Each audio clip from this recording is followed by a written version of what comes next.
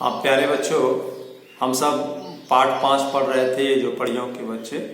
तो जहाँ तक पढ़ाए हम उससे आगे हम पढ़ा रहे हैं, लेकिन जिसको पढ़ा चुके थोड़ा उस पंक्ति को पढ़ते हुए और बताते हुए हम आगे बढ़ते हैं।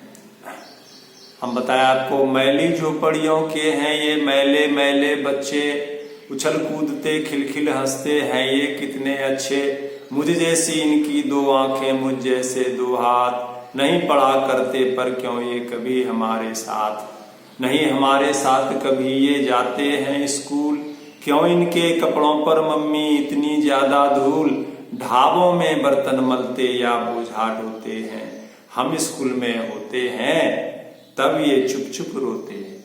यहाँ तक बताया था ना हम। तो इसमें ये बताया गया कि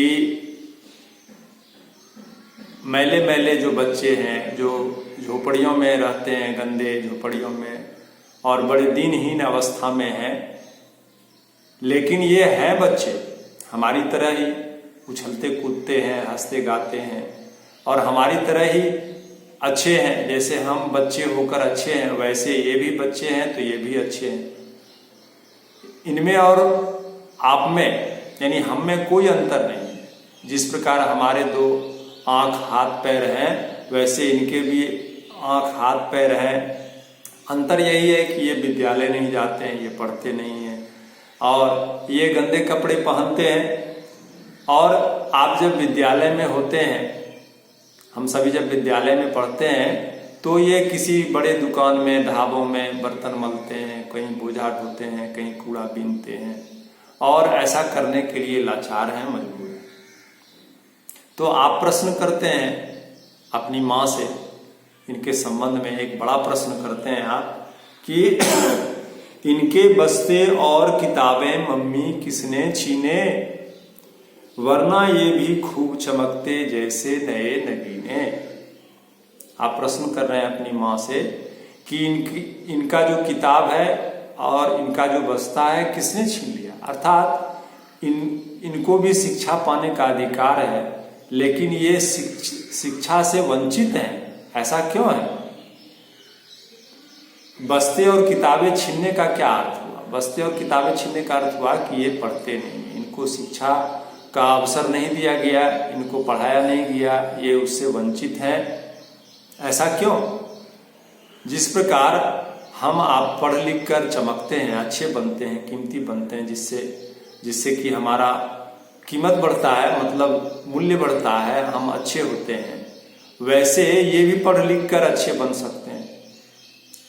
वरना ये भी खूब चमकते जैसे नए नगीने। नगीना मतलब हुआ कीमती पत्थर, जो बड़ा दुर्लभ होता है, जो बड़ा कीमती होता है। ऐसा हीरा पन्ना, लाल मोती वगैरह जो कीमती होता है, उसको नगीना कहा जाता है।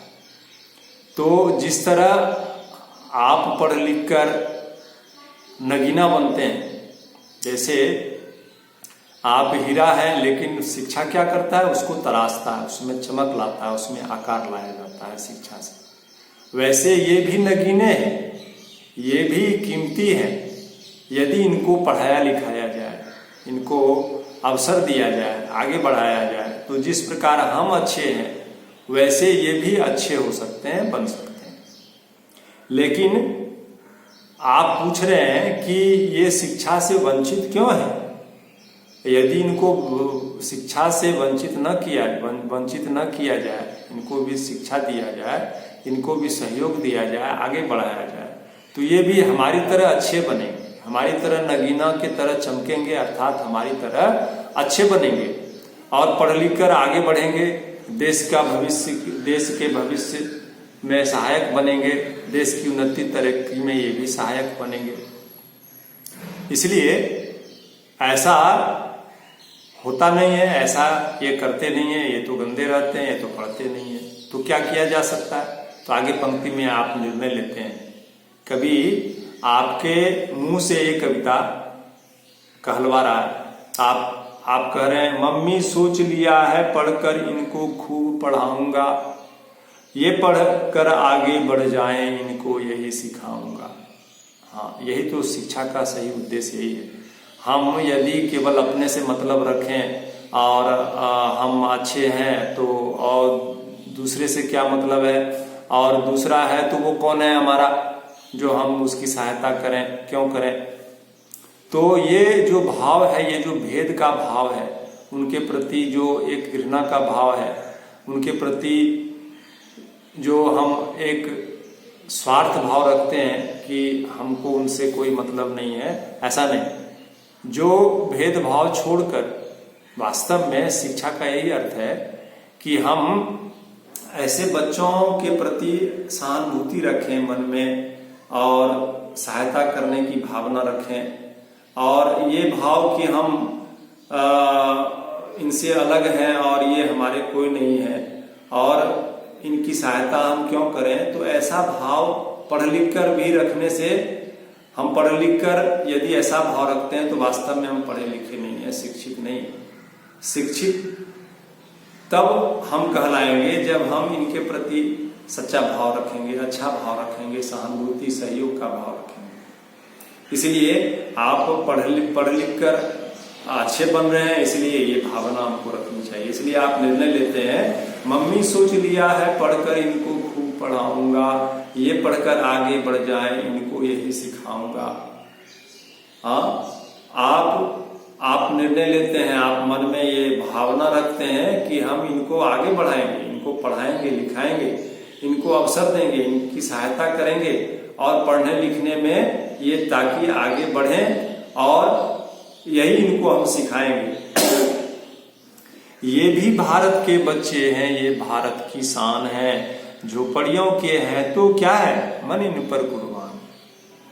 हम सोच लेते हैं, हम निर्णय कर लेते हैं, हम मन में संकल्प लेते हैं कि इनको हम पढ़ाएंगे, हम खूब पढ़ेंगे। क्यों खूब पढ़ेंगे? क्योंकि इनको भी पढ़ाएंगे, इसलिए हम खूब पढ़ेंगे। और इनको जब पढ़ाएंगे तो ये भी हमारी तरह अच्छे बनेंगे और आगे बढ़ेंगे जीवन में और देश के भविष्य के निर्माण में भी ये भी सहायक बनेंगे।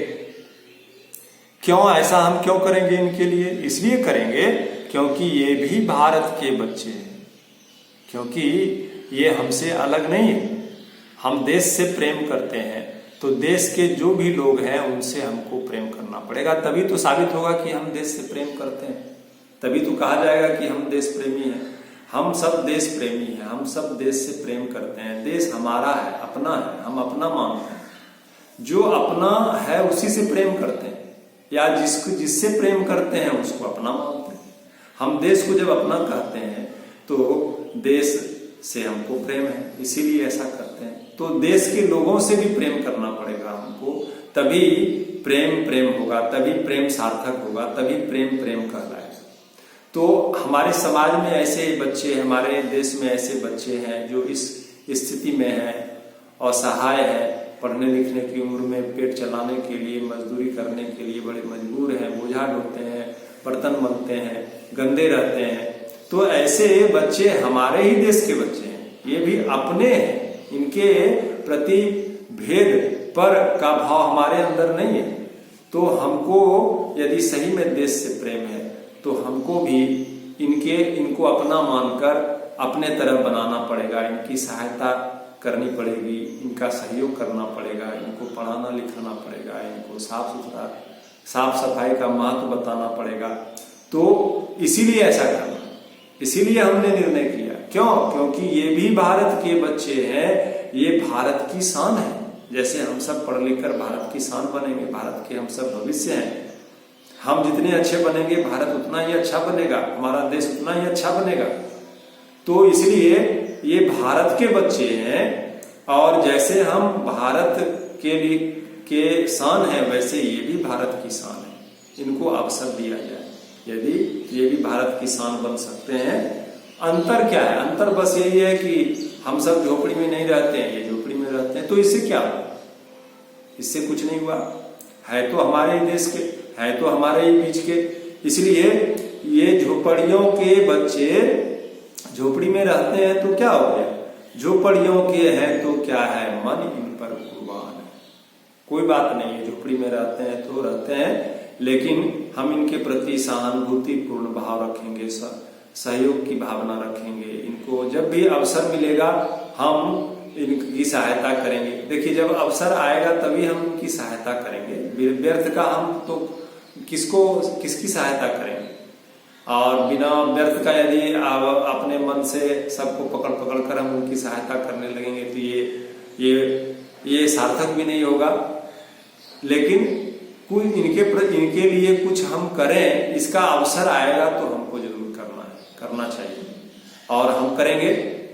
तो लेकिन इनके प्रति जो भाव है वो तो भावना हम कभी भी कर सकते हैं। कुछ करने के लिए अवसर चाहिए, किसी अवसर पर यह कुछ किया जा सकता है इनके लिए, तो जब अवसर आएगा तो हम करेंगे। लेकिन भावना करने के लिए, अच्छा भाव रखने के लिए किसी अवसर की आवश्यकता नहीं।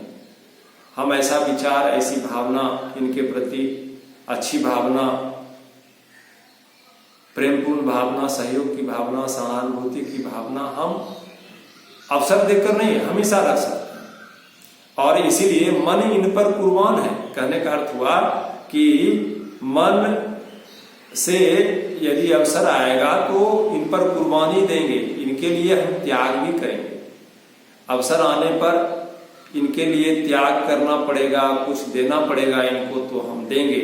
लेकिन हर समय हम इनके लिए सहयोग की भावना रखेंगे ताकि ये आगे बढ़े, क्योंकि ये हमारे देश के बच्चे हैं, ये हमारे अपने हैं, ये दूसरे नहीं है। ये अलग बात है, ये झोपड़ी में रहते हैं तो इससे कोई फर्क नहीं पड़ता है। हम इनको अवश्य ही पढ़ाएंगे, लिखाएंगे और इनकी सहायता करेंगे और अपनी तरफ बनाएंगे ताकि ये भी देश के भविष्य में, देश की उन्नति में ये भी सहायक बने। धन्यवाद।